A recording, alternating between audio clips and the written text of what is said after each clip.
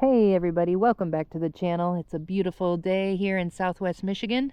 I found a nice little river that's got an old dump site on it. So today we're going to do a little bit of bottle digging and a bit of mudlarking and maybe some underwater exploring.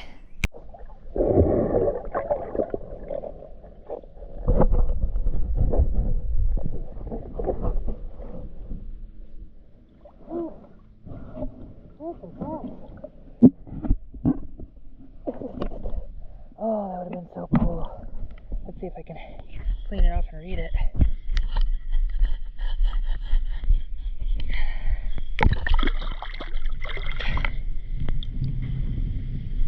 Oh, man. Such a shame. Such a shame. There's some bottles sticking out. Oh, there's one little one right there. There's some bottles sticking out of the side of the... Oh, is that broken? Ooh, that's a lovely one.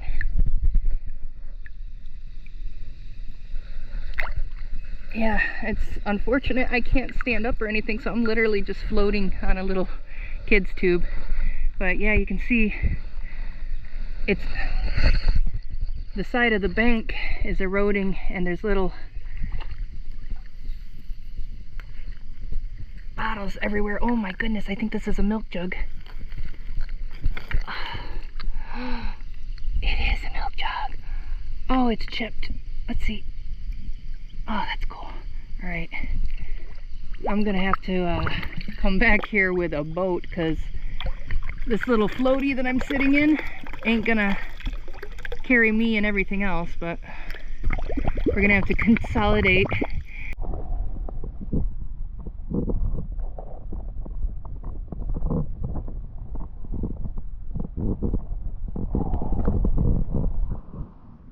There's another one here.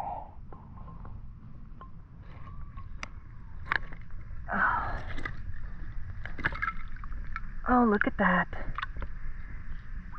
I wonder if that's the Caro. Is that Caro? I think it's oh gosh, what do you use it for anymore? It's like not cooking oil, but like gosh.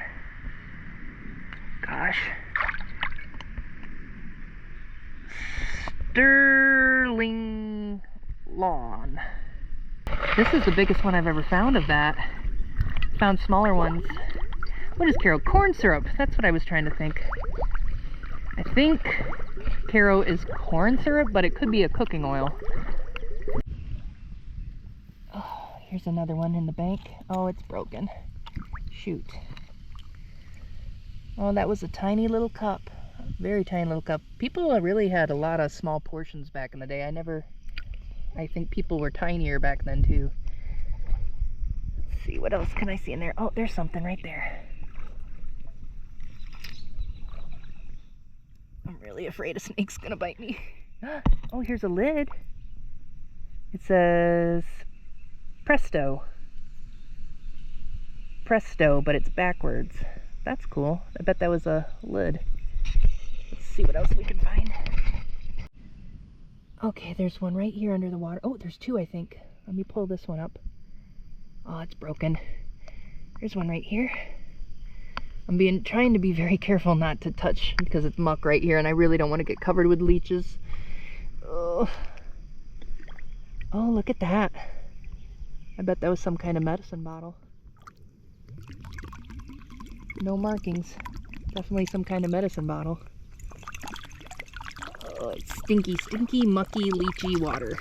But I'm having a really good time. I know I'm not screaming and shouting like I usually do, but like I said, I don't want to scare people and have them come running. Oh, here's another one down here.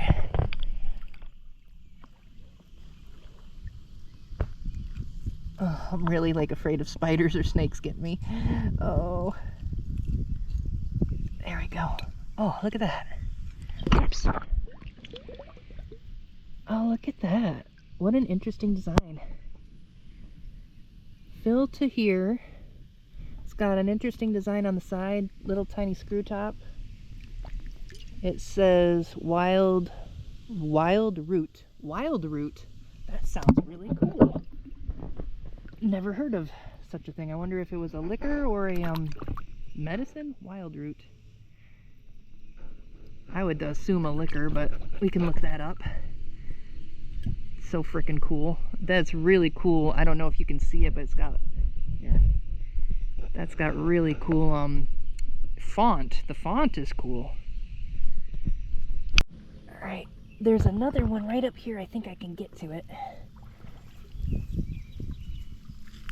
I wonder, okay, here we go. Oh, that would have been cool. There's a lot of broken ones here, so. Oh. Oh, a medicine bottle. I found a bunch like this before. It's got that 3VII, and then it's got the numbers on the side. It says, I think it says Duraglass on it, but I'm not sure. It's got a little screw top. Pretty dang cool. You gotta wonder, why on earth did anybody ever think it was a good idea to dump trash into the river or by the river? It just seems like you'd want to, you know, keep these areas beautiful, but let's see. Oh, there's another little one here. Little tiny baby one. Oh, don't be broken. All right, let's pull it out. Come on. Don't break, don't break, don't break. Yes. That's a pretty amber. No embossing. Well, there's embossing, but no name on it. Probably some kind of medicine or maybe a cologne. All right. I'm going to try and back out of here for a minute, and I'll come right back in, see if I can get any easy to grab stuff. I'm really excited about the stuff I'm finding. It's pretty darn old. Oh, there's another one there. See it? I don't know if I could pull that out. Oh, it's got a really good embossing on it. I can already tell. All right.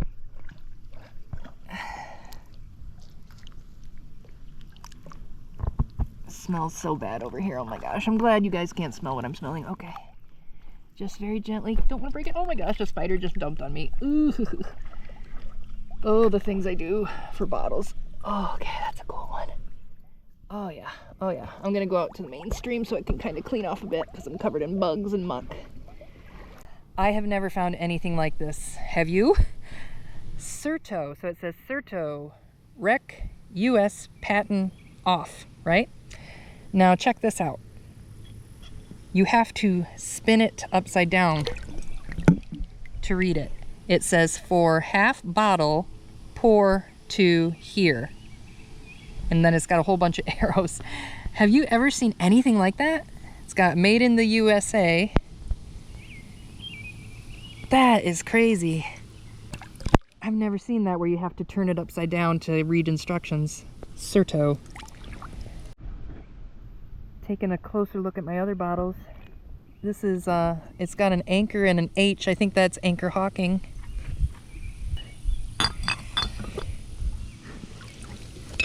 Alright, let's get a closer look at this one. This again, I'm positive is medicine. Duraglass 3VII with all the measurements. Owens. It says Owens on the bottom.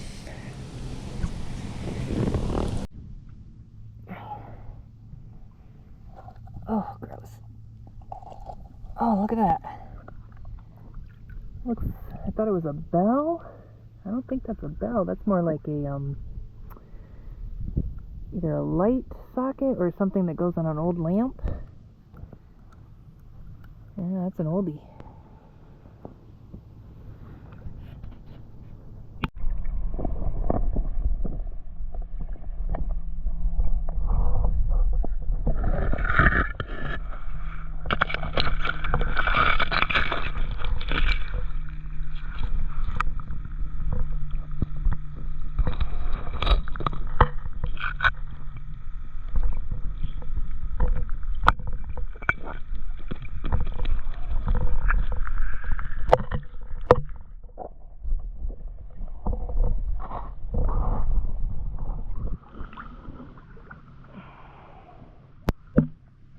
There's one there.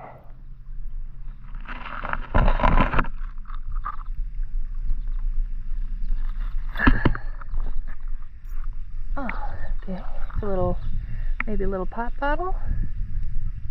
There's got writing on it. Oh my gosh, it's got writing on it. Oh my goodness. Oh my goodness. I'm hoping I'm giving you better image here.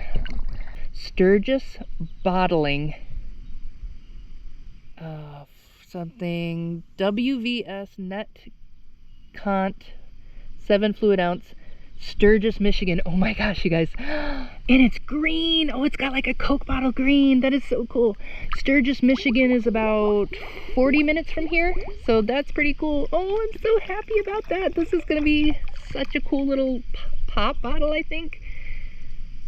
Who knows what was in there? It just says where it was made and how much is in it. That is crazy. It doesn't tell what's in it at all. But I love that. That is such a great find.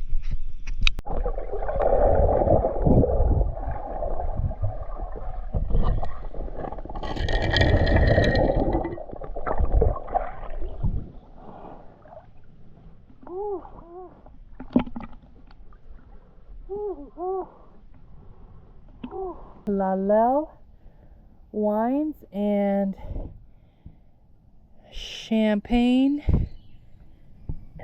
What a strange bottle. Oh, I wish that wasn't broken. Wines and champagne. Farmington, Michigan. Oh, that would have been so cool. Oh. Oh, yeah. Man, a lot of neat stuff here.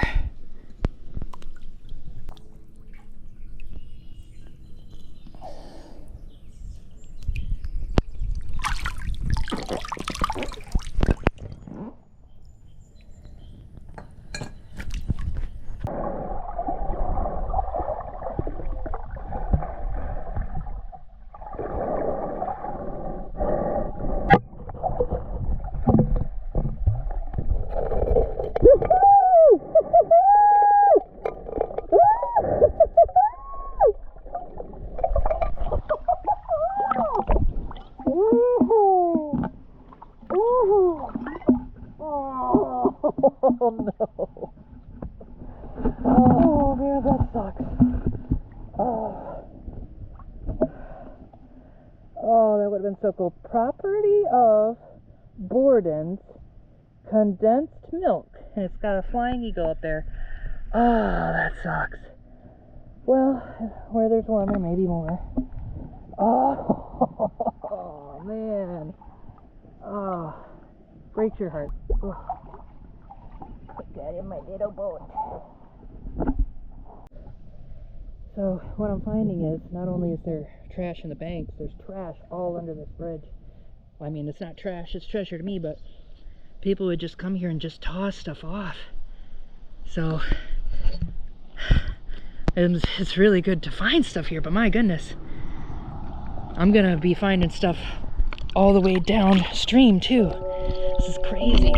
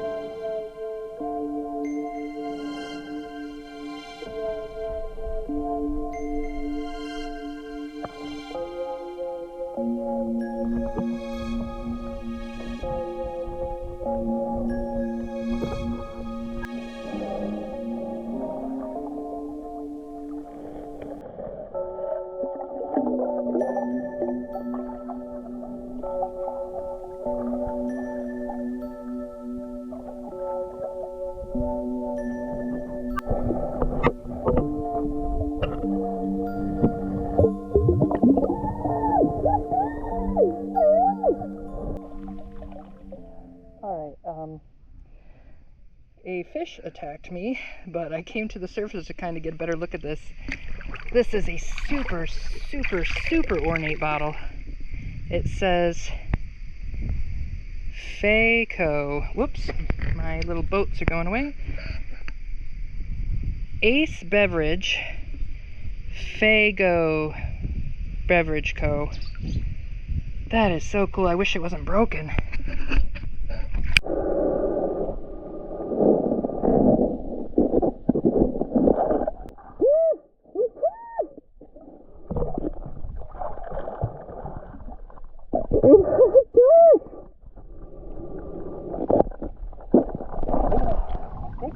I think that's a clock. Hey, get back here.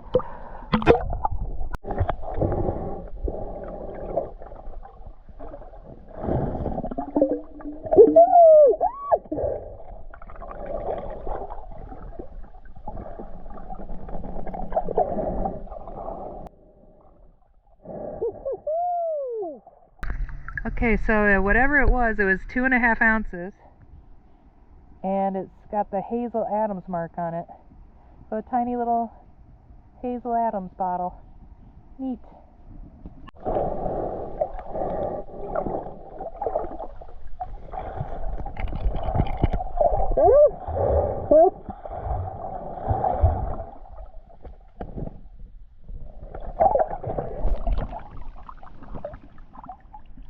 Little alarm bell for when you're fishing.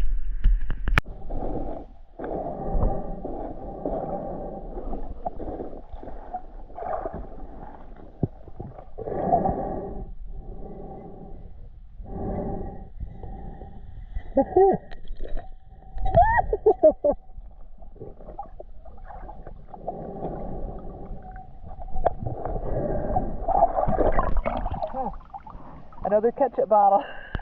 I have about 100 of them now. That's a cool old, nice old one. I don't know if you saw it, but it looked like a minnow swam out of it.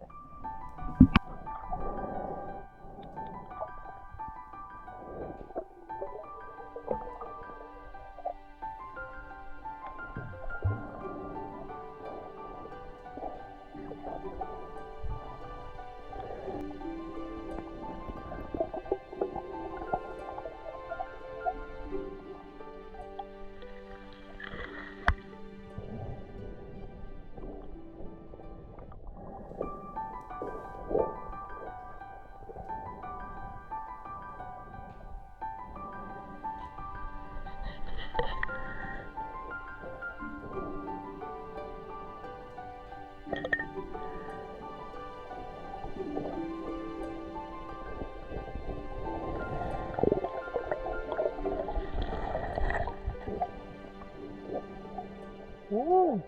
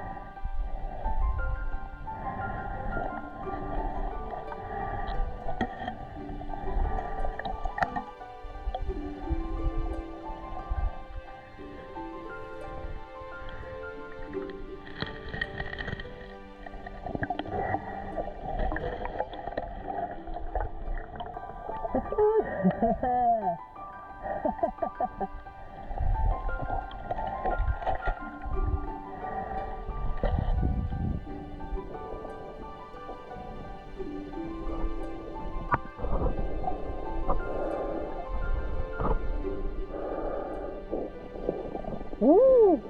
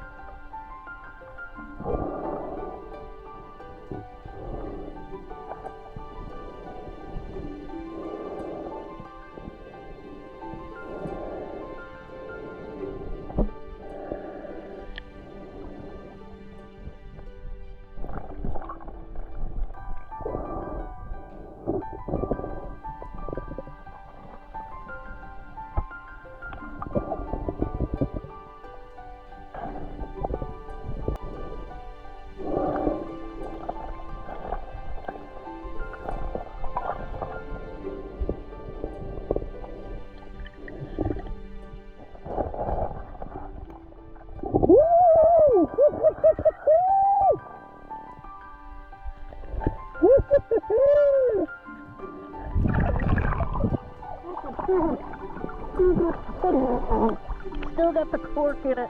That's crazy. Oh, it's chipped though. Oh, phooey. Oh, come back.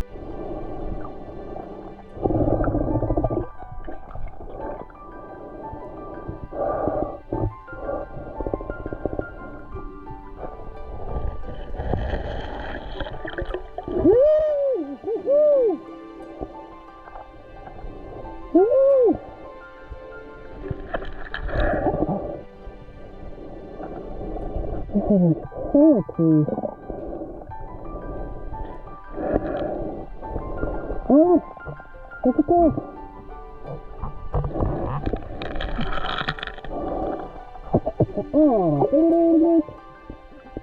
Oh, okay.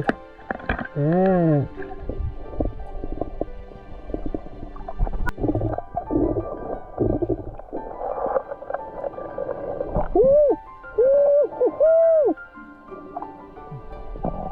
Oh, yes it is.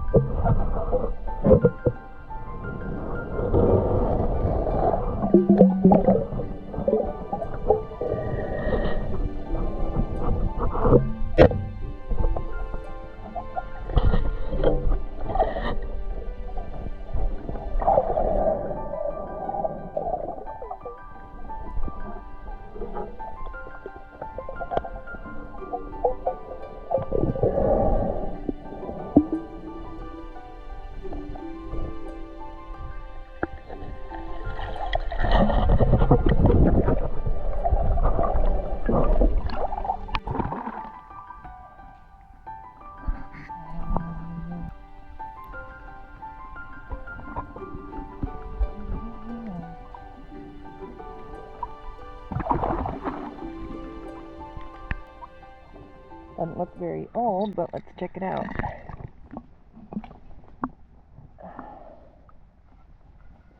Huh.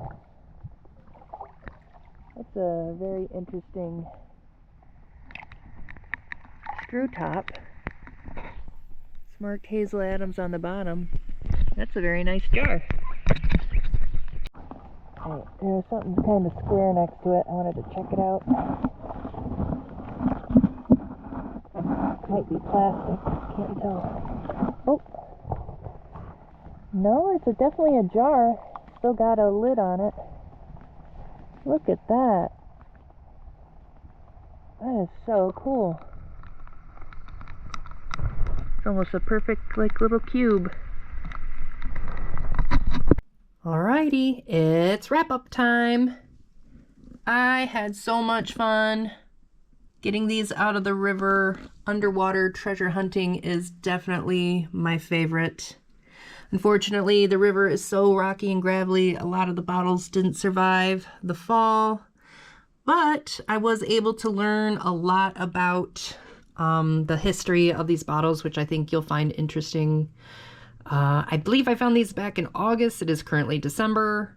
Reason for the big gap is just that when it's warm out, I want to be outside and working on my hobbies and being with my pets and garden.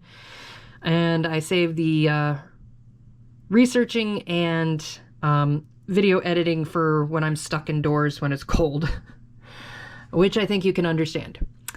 Well, I've got myself some eggnog poured, so let's jump into it. So first we got this broken insulator. It says AM Tel and Telco. Fortunately, that's broken, otherwise that would have been a nice collector's piece. I know a lot of people collect those. I don't personally. Just thought it was pretty colored glass. Next, I believe this was vanilla extract. Not 100% positive. There's only some numbers on the bottom, but when I did a Google Lens, the bottles that looked the closest to that were vanilla extract. It's a more modern bottle because of the threading. If you think you know what that is, feel free to drop it below in the comments though, of course. This bottle is the one that kind of alerted me that there was a dump site nearby. Looks like it's got maybe some Art Deco style embossing on it. It's got like pepper seeds in there. So this was probably some kind of like pickling seasoning. I can't get the lid off. It's stuck on pretty good, but it's a pretty cool bottle. Just got some numbers down at the bottom. Next we have some Boot Black. This one just has some numbers, a 2. It's still got the little polish stick in there.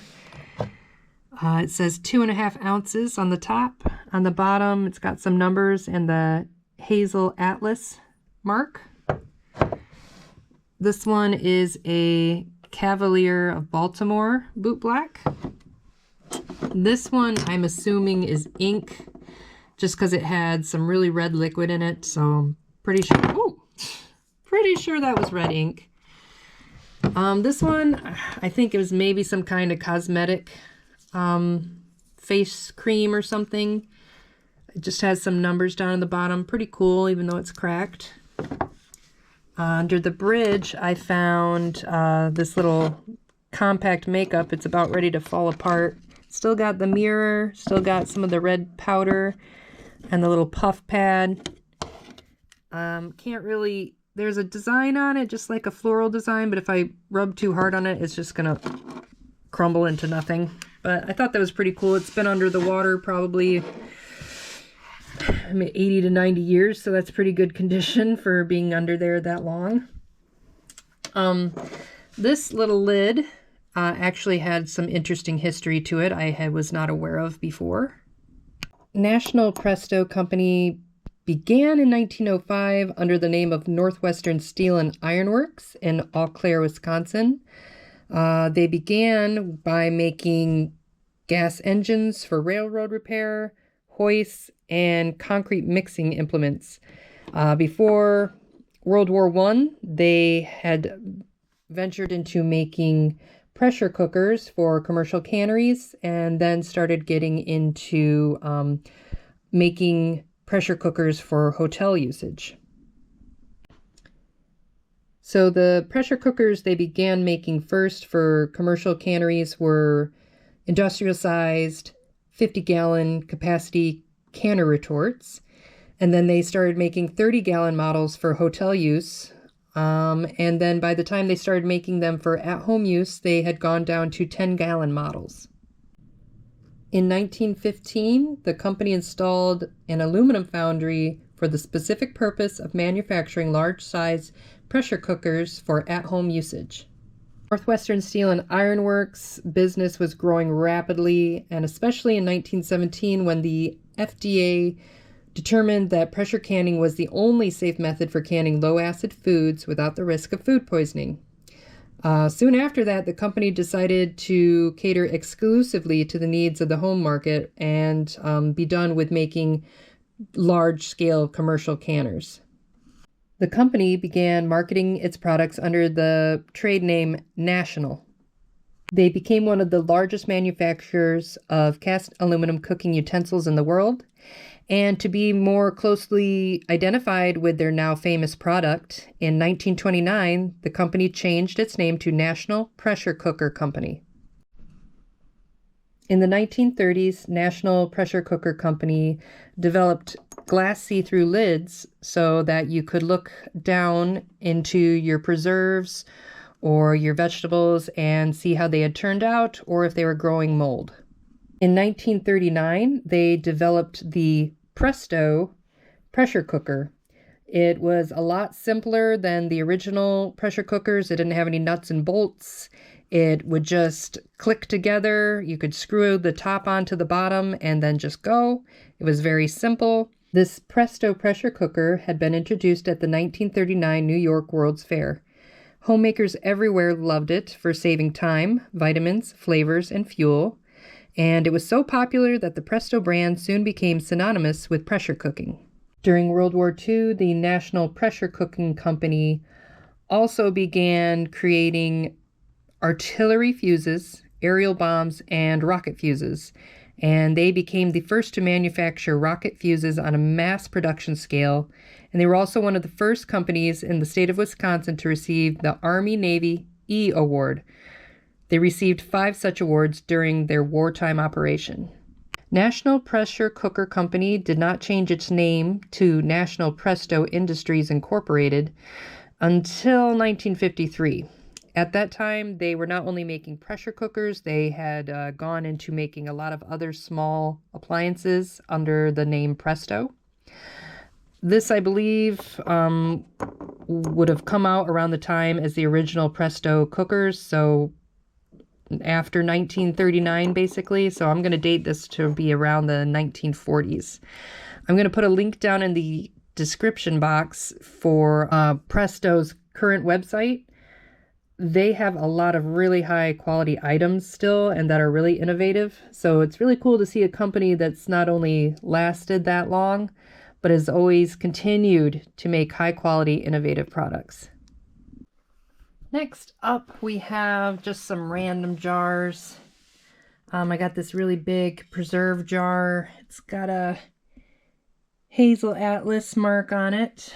It's got a little indent here and here, so it would have had like a little handle here, like so.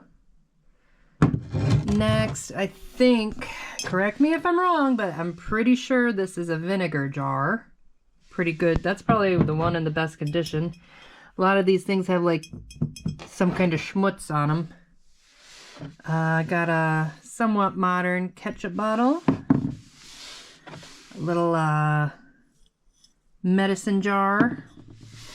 And probably what was another older medicine jar. That one's got an anchor on it, so I believe, yep, Anchor Hawking. So just some random bottles that are in actually pretty good condition for how old they are. All right, getting down to the more interesting bottles. Over here, let's start with this little Certo bottle. This is the one where it had instructions on it, where it says pour to here for a half bottle with a little line there. So it probably had enough for 2 big batches of jams or jellies. So pectin is a naturally occurring polysaccharide starch that is found in cell walls of fruits and vegetables, which is used as a gelling agent for jams, jellies, and some gummies. In 1825, French chemist Henri Braconnot named this congealing agent in fruits pectin. During the Industrial Revolution, pectin was obtained through cooking down dried apple pomace to extract it.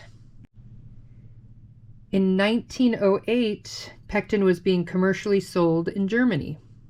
Now, a lot of you, like myself, have used Certo before, or Sure Gel. We always called it Sure Gel, but Certo is Latin for sure, and pectin is Greek for congealed or curdled.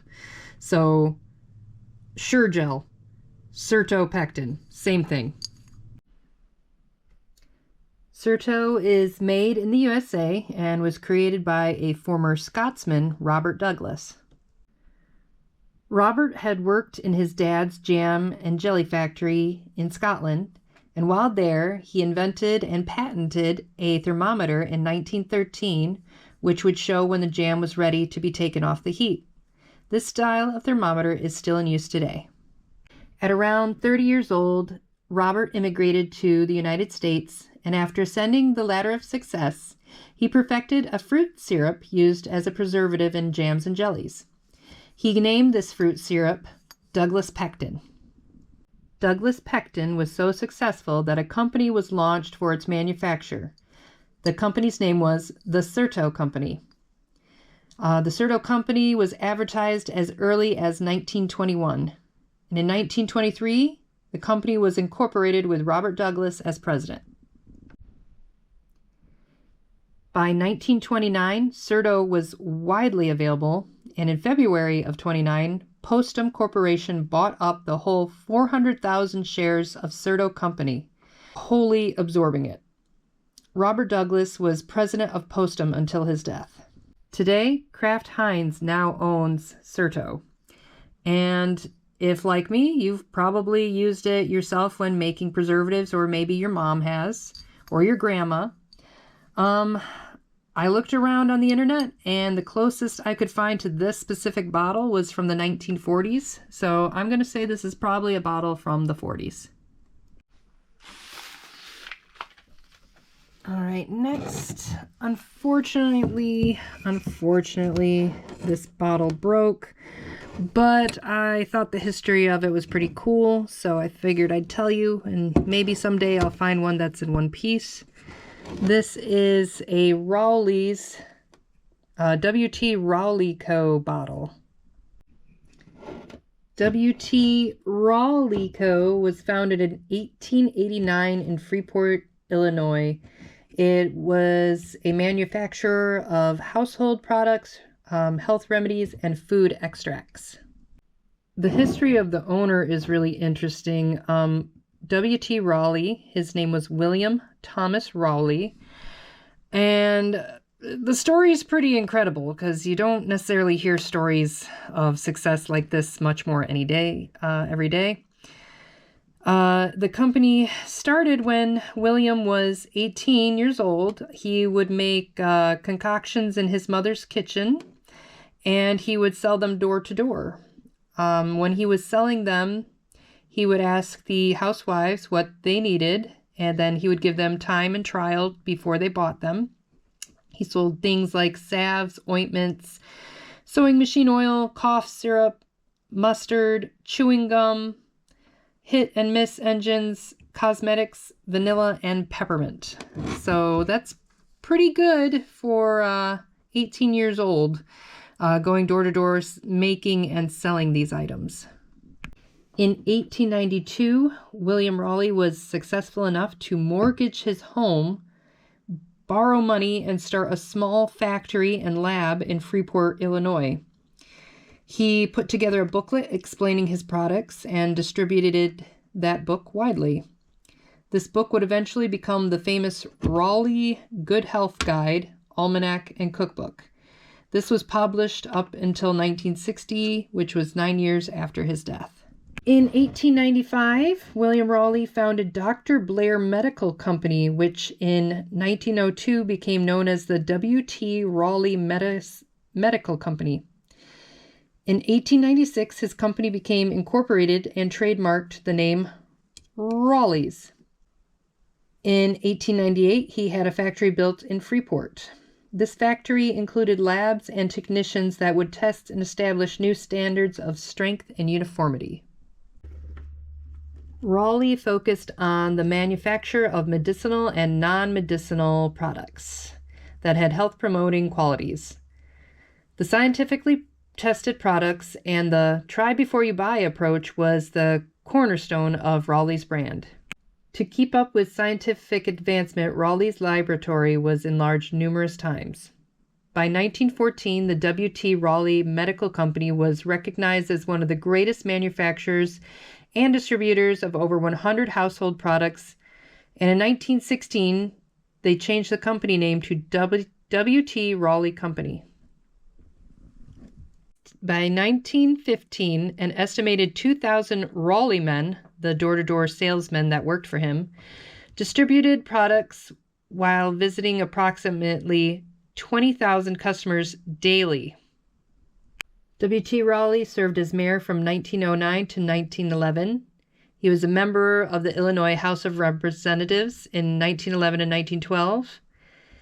He was a presidential elector in 1916 and a delegate to the 1932 Republican National Convention. Based on need, the Freeport factory was not enough, and by World War I, there were almost 1,000 Raleigh dealers and factories in Memphis, Tennessee, Chester, Pennsylvania, Oakland, California, and 2 branches in Canada, Winnipeg and Montreal. Raleigh expanded factories in Melbourne, Australia in 1928 and Wellington, New Zealand in 1931. He also established warehouses in Zanzibar, Madagascar, and Sumatra. This is where the company could assemble raw materials like vanilla, cloves, pepper, ylang-ylang, and oil of geranium before shipping to his factories. He opened a vanilla office in Tamatave and began to cultivate, cure, and buy vanilla.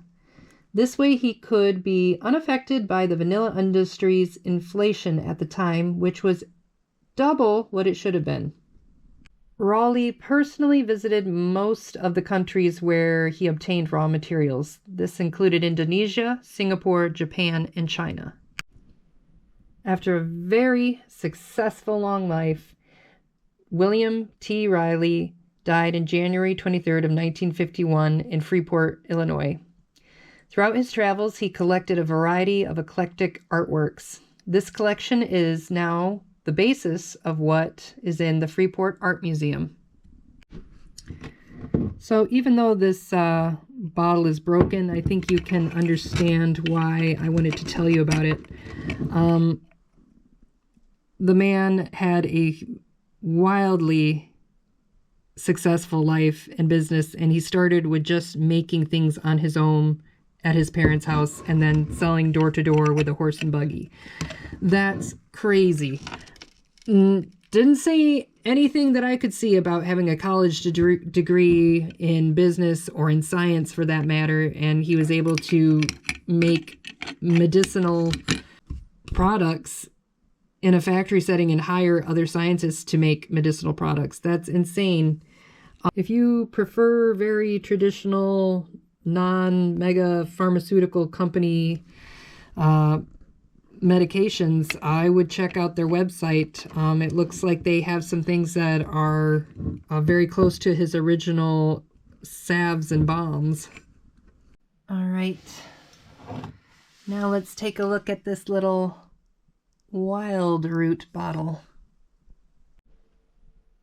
So wild root has some pretty old origins. It was sold originally as a dandruff remedy. This dandruff remedy was originally made in 5-gallon crocks in the home of Morrill C. Howell, one of the owners. He would sell this to friends and local barbers. One of these barbers, Robert J. Kidney, was his partner. In 1908, Robert Kidney was listed as a manager of a barber shop of the Iroquois Hotel in Buffalo, New York.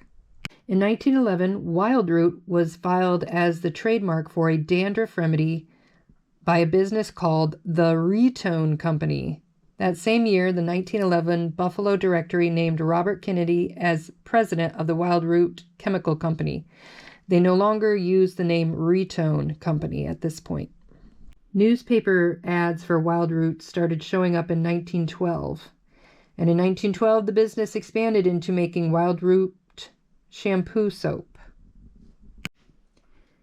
By 1914, the business had outgrown their Division Street location and moved to Buffalo's Sideway building. At this time, Henry Lehman assumed presidency with Kendini as vice president. Over the next 44 years, the business would flourish under Lehman. The company associated their name with a beauty parlor called the Wild Root Hair Parlor. At this point, Wild Root started making claims that tight hats that lacked ventilation made a suitable habitat for the dandruff germ to thrive. Wild Root was the remedy to destroy the dandruff germ. By 1919, the company moved to Bison City Table Company on Jefferson Street. They now had over 100 workers.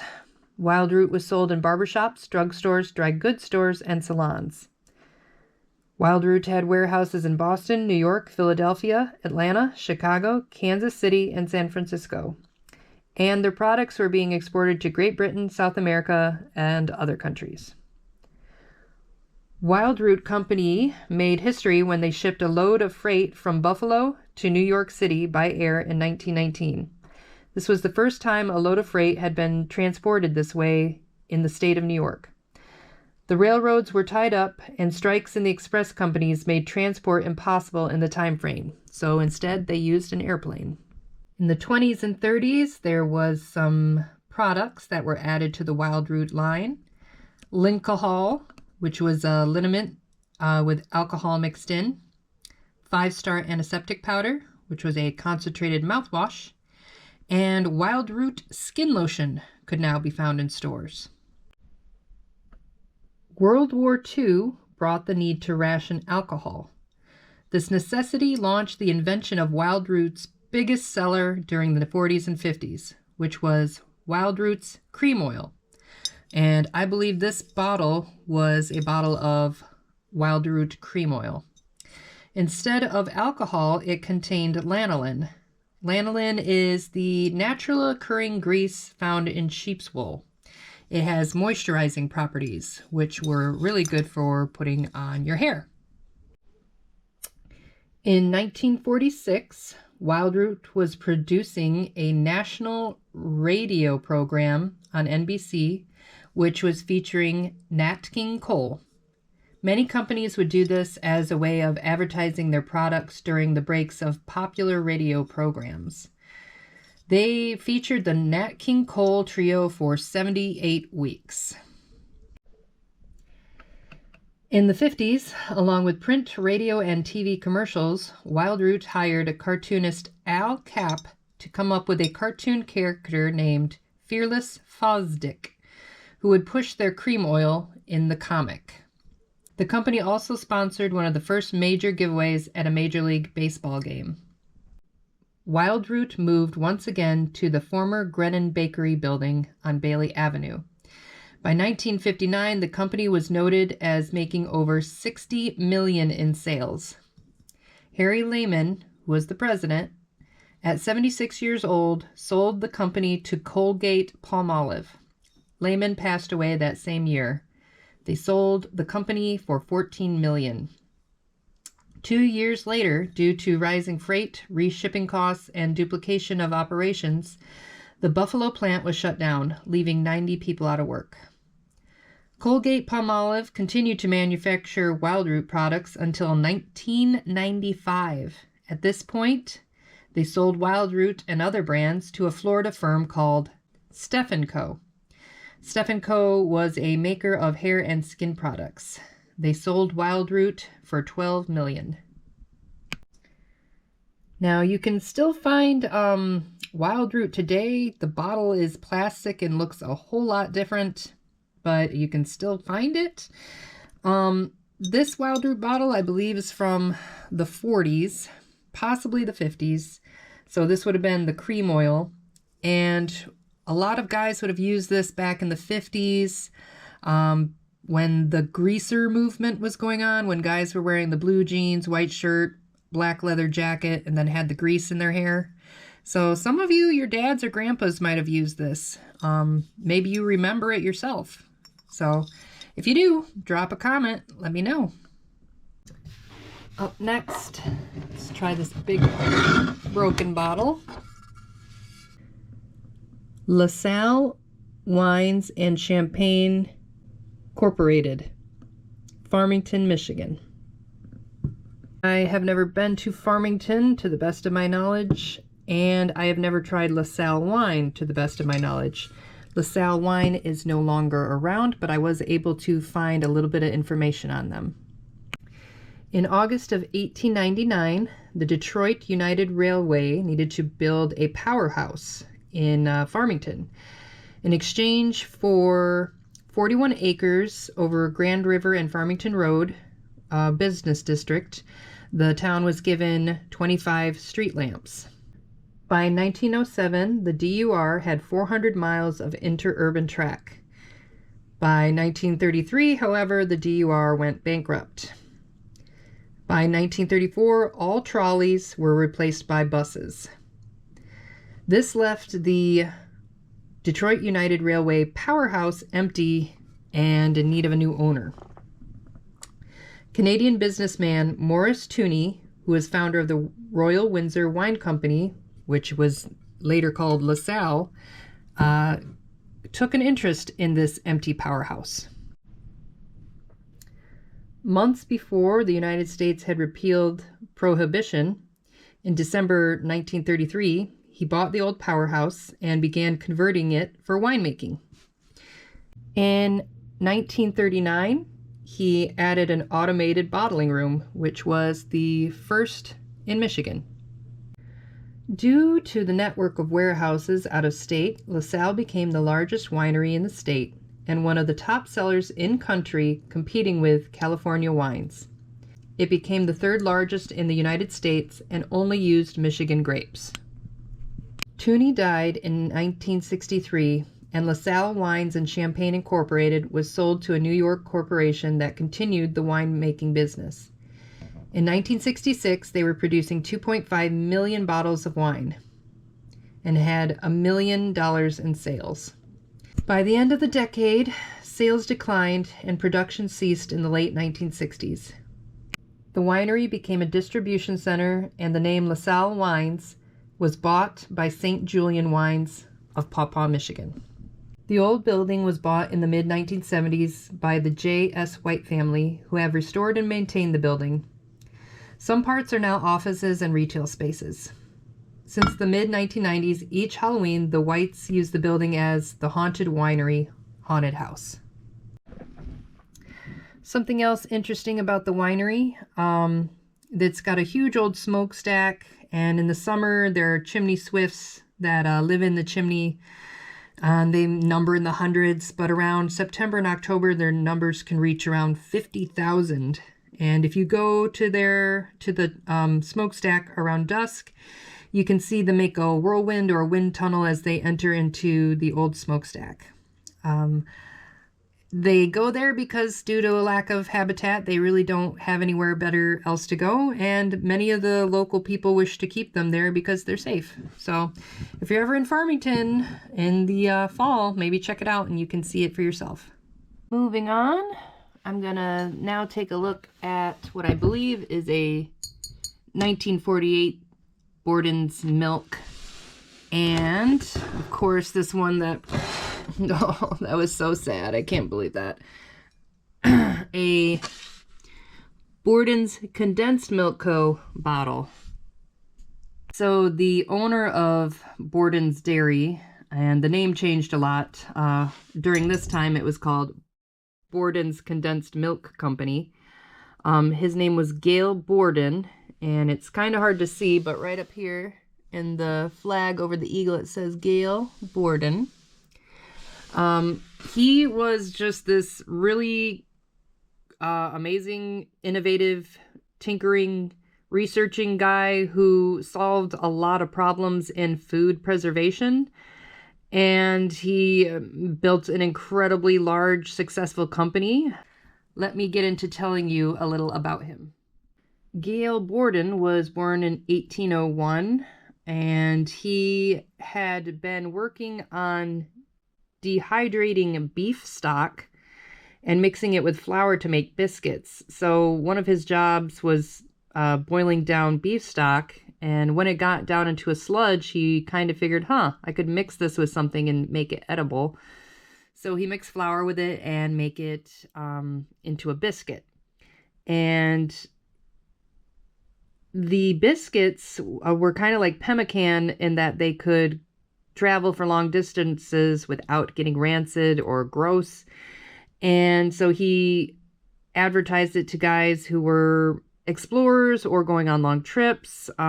It would be good for someone who was going out to, say, the wilderness to pan for gold. They needed to travel light, and they also needed food that would last a long time.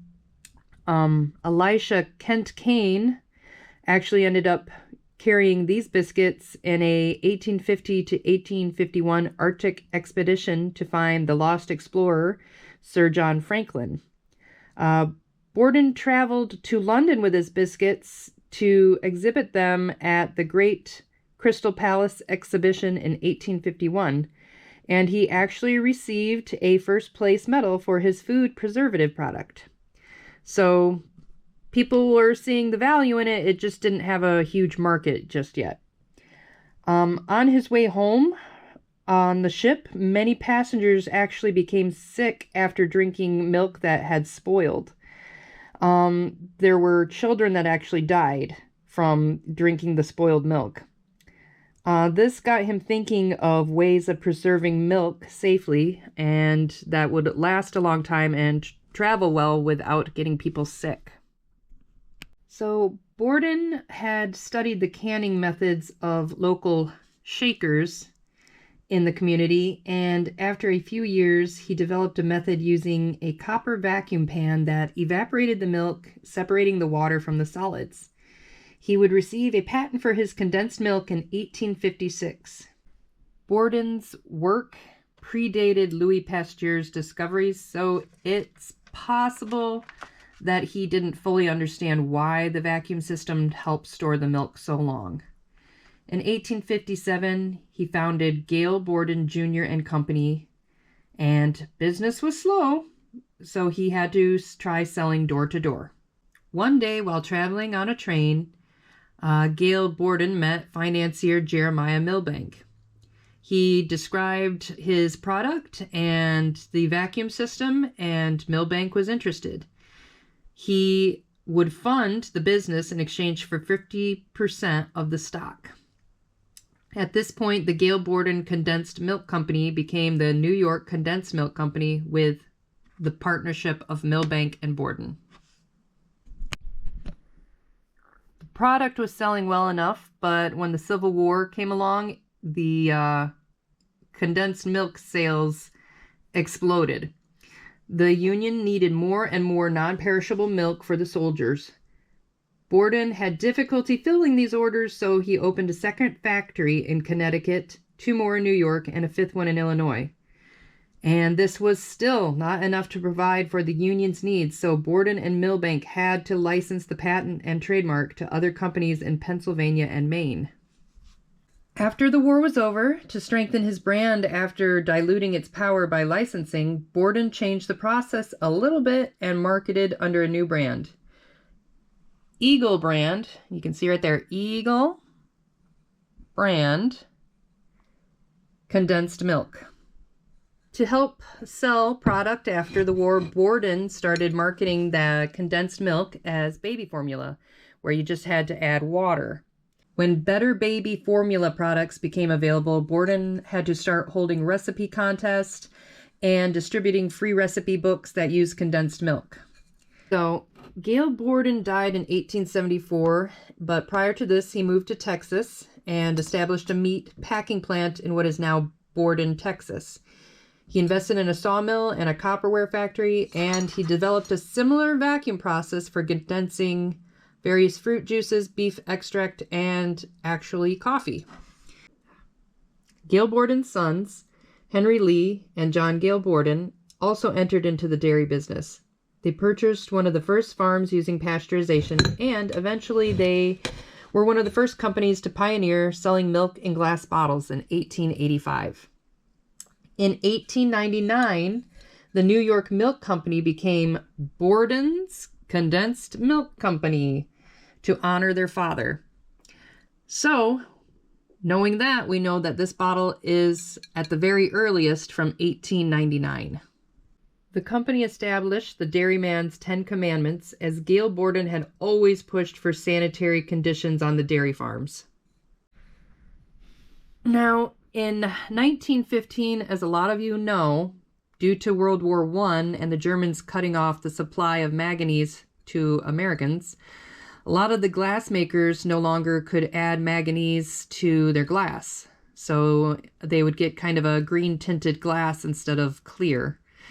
So because they didn't have manganese anymore to make their glass nice and clear, they switched to selenium, which is basically what they used forevermore afterward. Now, manganese, when it's exposed to UV light, turns a shade of purple. It'll get actually pretty dark depending on how much exposure it gets. And you can see that this one's just a very pale lavender. So it did get some light even though it was underwater and under a bridge. So knowing the name is Borden's Condensed Milk Co., which was what it was in 1899. And knowing that manganese wasn't added anymore after 1915, we can guess that this was made between 1899 and 1915. In 1919, the name changed from Borden's Condensed Milk Company to just Borden's Company. At that point, they had 21 milk plants, 8 milk farms, 56 bottling plants, and 3,400 horses and wagons. They became a conglomerate and started absorbing ice cream makers and adding cheese to its products and acquiring a chemical company. In 1927 to 1930, they bought around 200 companies and became the nation's largest liquid milk distributor. In 1936, Elsie the cow was introduced as Borden's mascot.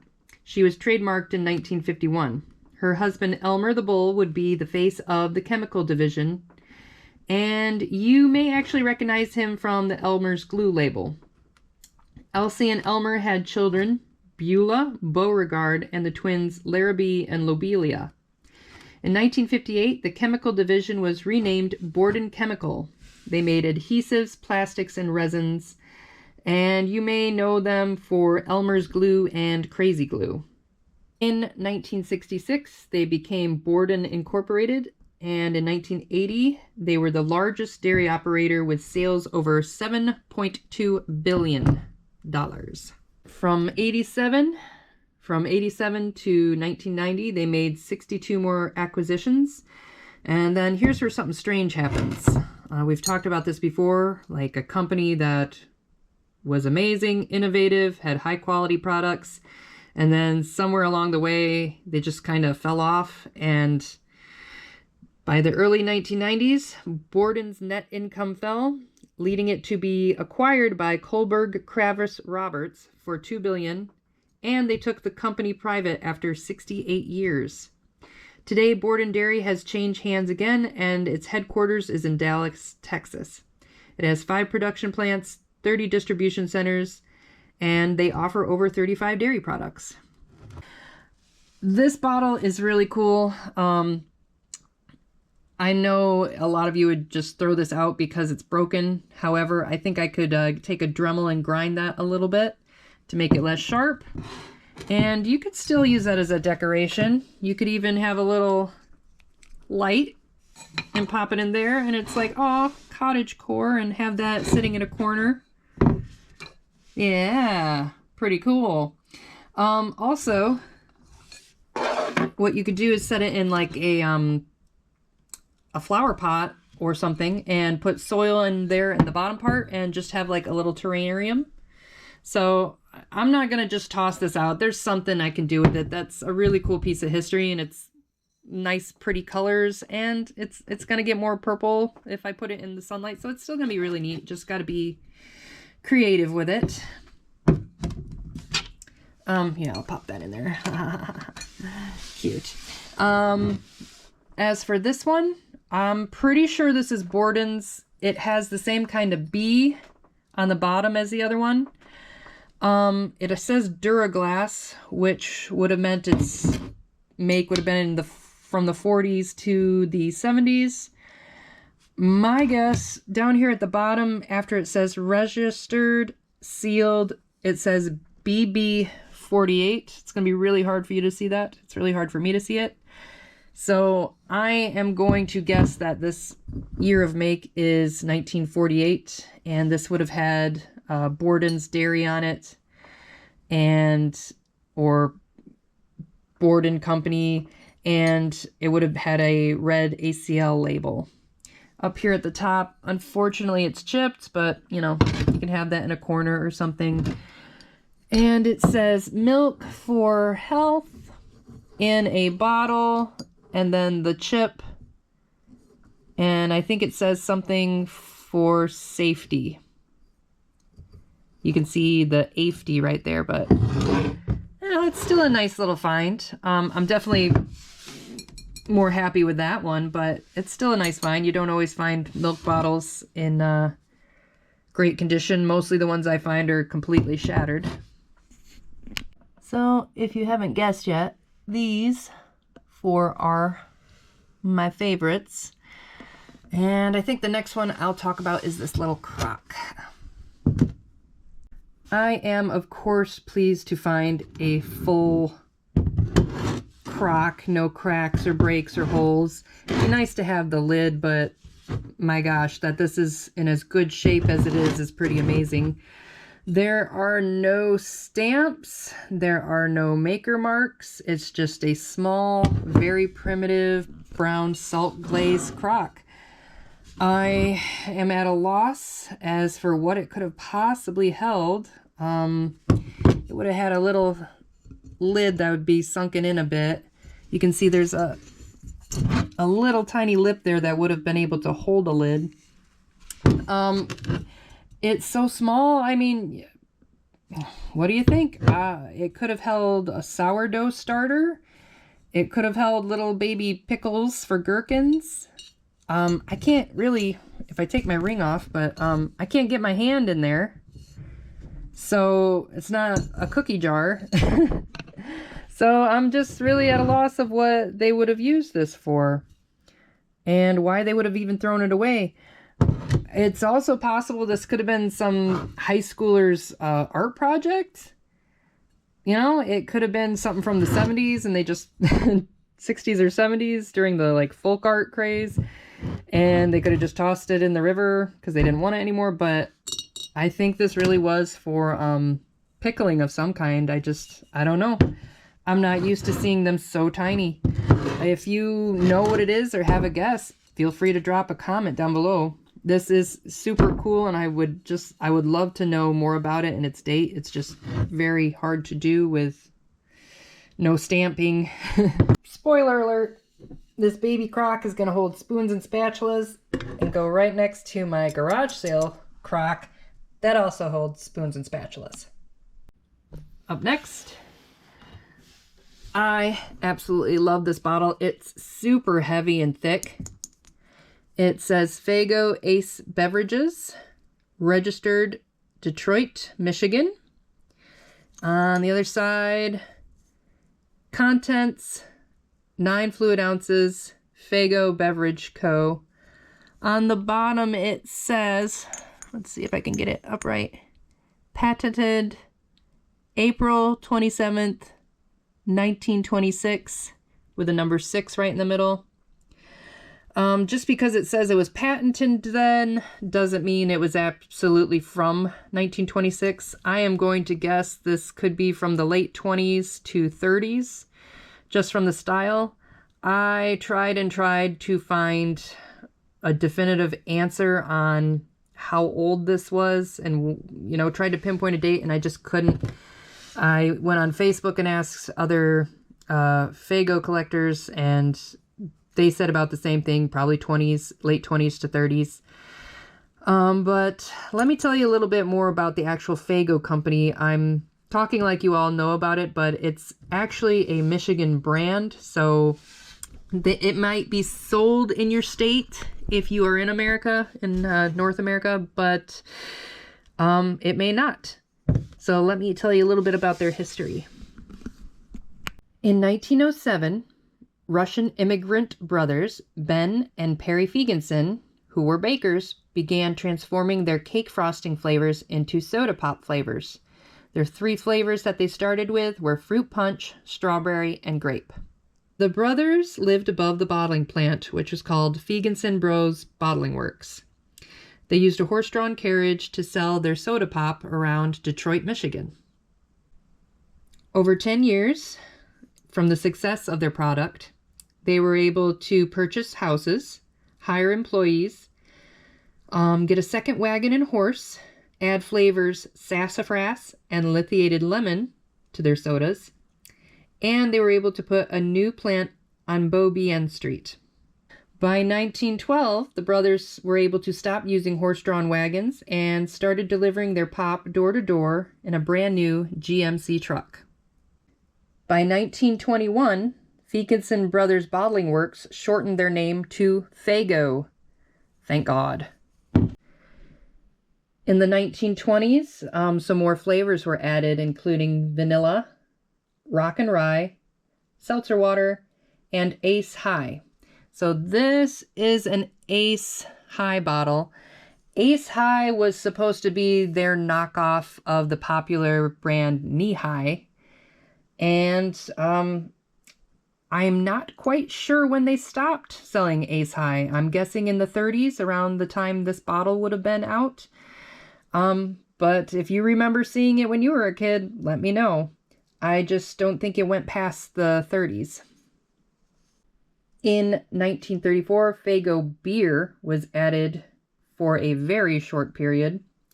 In 1935, the brothers opened the current bottling plant on Gratois Avenue in Detroit. And if it's pronounced differently than Gratois, forgive me. I'm not from that area. I've just visited.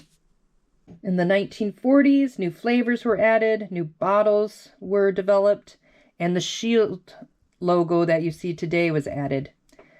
They had a new root beer formula, and they retired and turned over the business to their sons. In 1956, Americans would have seen the mascots Black Bart and the Faygo Kid aired on radio and television. Later, the Jim Henson's Muppets Incorporated would make a small series of ads for Faygo strawberry soda featuring Wilkins and Watkins. And this was mostly a local Michigan brew for a long time because of the instability of the shelf life. But because of improved filtration, they were able to export this to other states. In the 1960s, Diet Faygo became very popular. A lot of sodas during that time came out with diet flavors. It began selling in cans. Strawberry was no longer called strawberry. It was called Red Pop, which is actually pretty popular today still. In the late 1960s, they started having nationwide sales and also being sold in Canada because they were advertising Faygo during Tigers games. So because of advertising during sports games that other people were watching in other states, they were able to drum up interest and start selling in other states. Due to this increased popularity, they went from making $6 million in 1966 to $20.4 million in 1971. In 1973, a famous commercial came out where everyone's singing on a boblo boat, and it's just referred to as the Faygo boat song. Some of you may remember that. I do not. I was not around. In 1986, the Fegenson family sold Faygo to the Tree Sweet Products Corporation for $105 million. They then sold to the National Beverage Corporation in 1987, so just a year later, and they are currently still the owners, National Beverage Corporation. In the late 90s and 2000s, Faygo began making sales by selling online, and they added new flavors like candy apple, cotton candy, and Faygo Gold. Now, much like Ace High was copying Knee High, Faygo Gold was copying their rival, Verner's. And if you're from Michigan, you've probably had Verner's. It's a ginger ale, a really good ginger ale.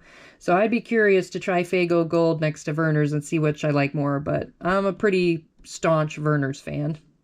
In 2007, the company turned 100 years old. In 2009, Faygo Root Beer was named one of the best in America by Bon Appetit magazine. In 2017, you may have seen the birthday cake float for Faygo on America's Thanksgiving Day Parade. Now, this may seem sad to you as I am a Michigander and I don't really drink Faygo. It is very sugary sweet and it is very packed full of dye. I do like the cotton candy flavor. I could do that once in a while. But if you are a Michigander and you love Faygo, please drop your favorite flavor down in the comments below. Again, I would love to know when they stopped making Ace High. I think I would actually have to contact the company in Detroit and see if they know. Again, I love this bottle. It's super heavy. It's a shame that it broke. However, I have plans for this bottle. I'm a big fan of the YouTube channel Adventures Archaeology, and they actually will take broken bottles like this and cut a seam right here and kind of grind off the sharp edges, and then they'll put it in a tumbler. So my plan is to make this a very, they call them shot glasses. I think it'd be too big to be a shot glass, but it'll be a cool little glass and it'll be a piece of Detroit, Michigan history. And I'm thinking about it, but I may, if I get this made and done, I might use this little cup or glass as a prize for maybe hitting 500 subscribers. I'm not sure. Let me know what you think, but that is definitely my plan for this piece. I'm super stoked to find this, and hopefully when I return to that river, I can find one that's whole and not as banged up. Last, but certainly not least, I think one of my absolute favorite finds is this Sturgis Bottling Works of Sturgis, Michigan. I believe this was 7 fluid ounces. I believe this is made from the same mold that would have made straight side Coke bottles, and that they just would have removed this little circle slug plate and placed in Coca-Cola or something else. I really love the color. This thing has a pretty bad knock on there, a little chip, but I'm not worried about anything happening to it. This thing is really robust. This thing's heavy. If someone broke into the house, I could just get them on the back of the head and they would be out. This thing is super heavy. With this bottle, the town of Sturgis is about 35-40 minutes away from where I found this.